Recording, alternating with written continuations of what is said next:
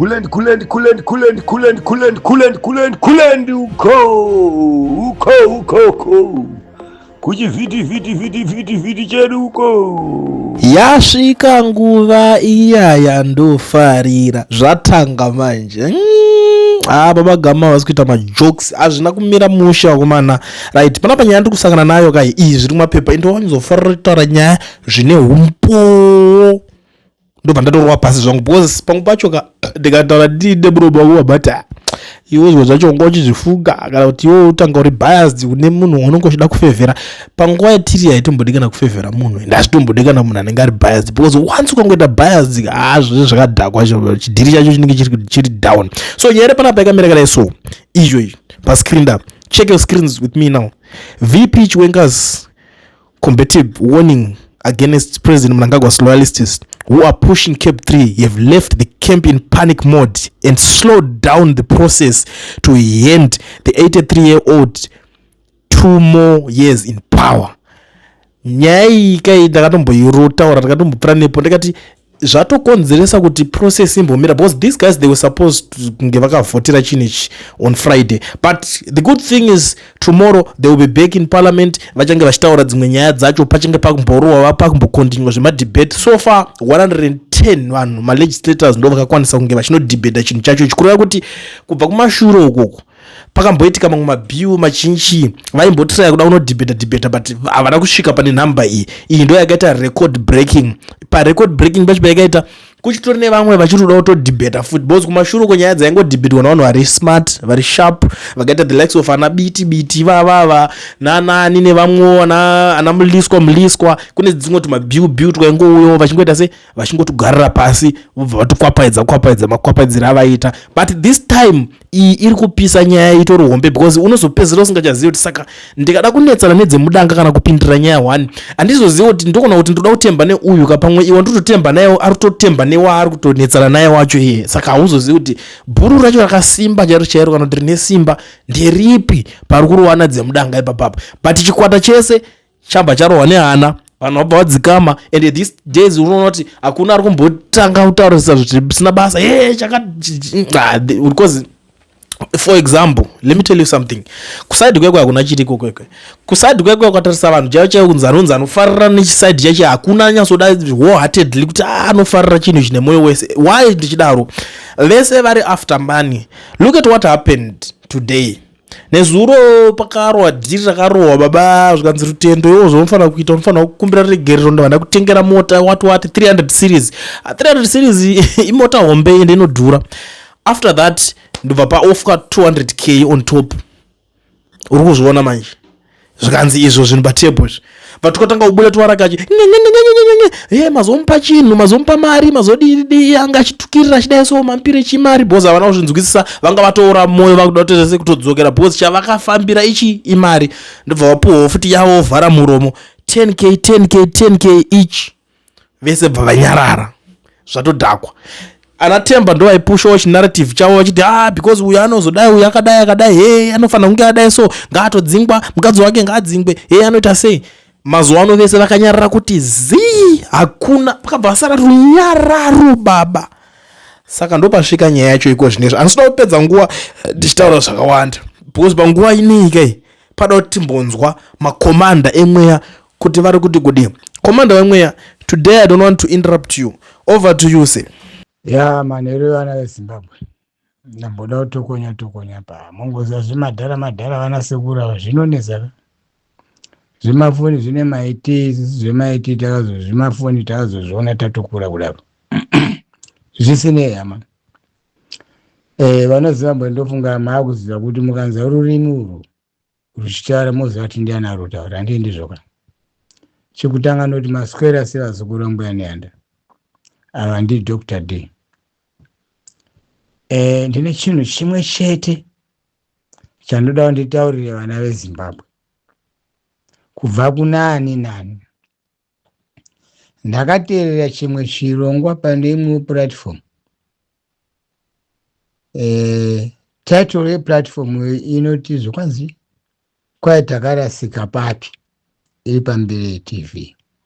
Saka ndomboiteerera ndinongoona kuti vanhu vari kutadza kuziva kuti takarasika papi. vasakuru mbuya nehanda. Ndosaka inini ndiri komanda webako, handiti komanda wemweya, ndakabata mucheka mutema. Zvino induda kunyaso kuvaudza vanhu ava kuti takarasika papi. Handi ndizvoka, nyaya yangu haina kureba, inyaya pfupi pfupi, asi ndinoda kuti kuvaudza vanhu kuti takarasika papi. Ndakura nezvikuru kudzoka kubva kuhondo, kubva mudondo mamusingagezewi, musingadyiwi, musingadini, zvese zvainguva zvokopo-kopo. Chawaivimba nacho igede rako nemaziso ako nemakumbo ako nepfungwa dzako. Munenzwisise?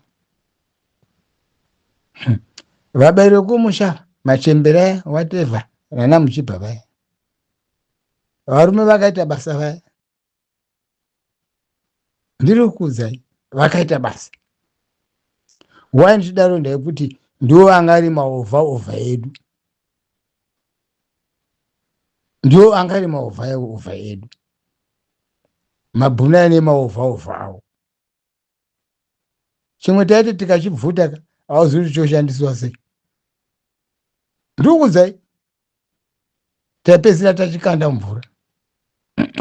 Asi zvimwe kuziva mafana vangu vatidzidzei, taichengeta vafana vangu vakuzviziva kuzviopareta zvimaovha zvaoka zvaibva zvatiudza situation yese kuti wo vangotaura vari pakati, saka area yatiri haina kunaka.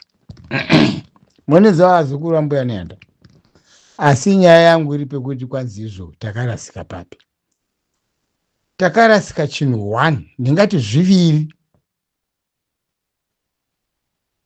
Pakarasika vazukuru ambuya nehanda, ivo magamba acho makuru anga vakatimirira vese, vakarasika chinhu 1. Right, chekutanga hondo yapera takadzoka. Munenzwisise?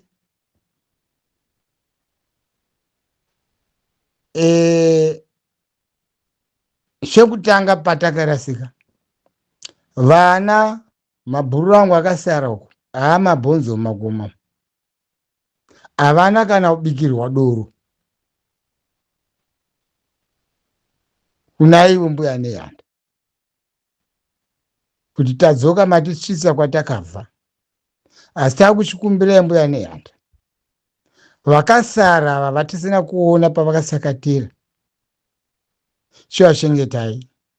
Dei zvaigona motipa simba, totora vatinokwanisa vouya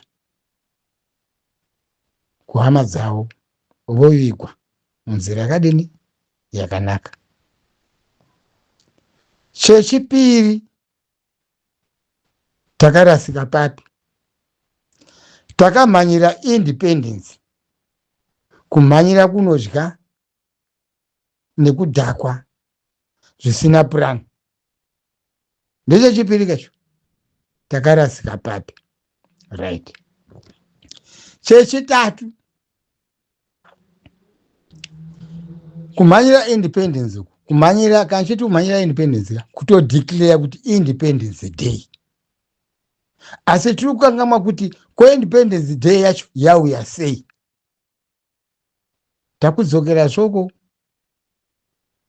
kwekutanga kuya doro harina kubikwa. Right.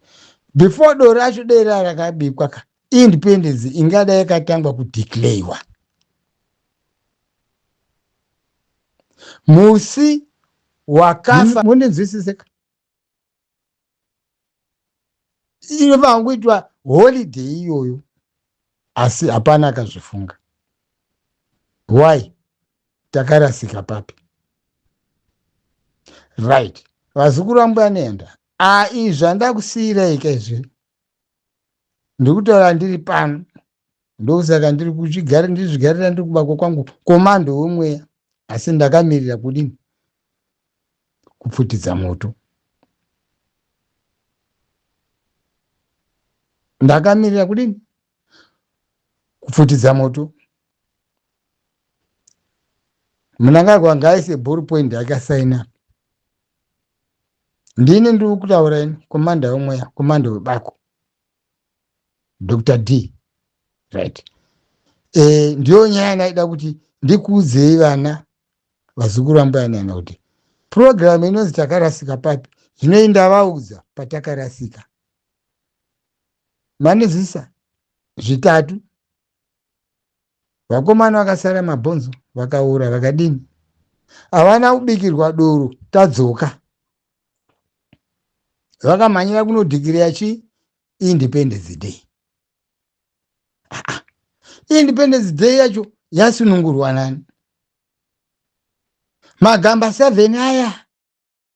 Date rakafa vakomana vaya vana Peter Manyerere vari 7 vakaparara vese ipapo. Ndo imwe holiday ingada ichinyatso kuzikamwa muno muZimbabwe the Freedom Fighters Day 1966 kuChinhoyi.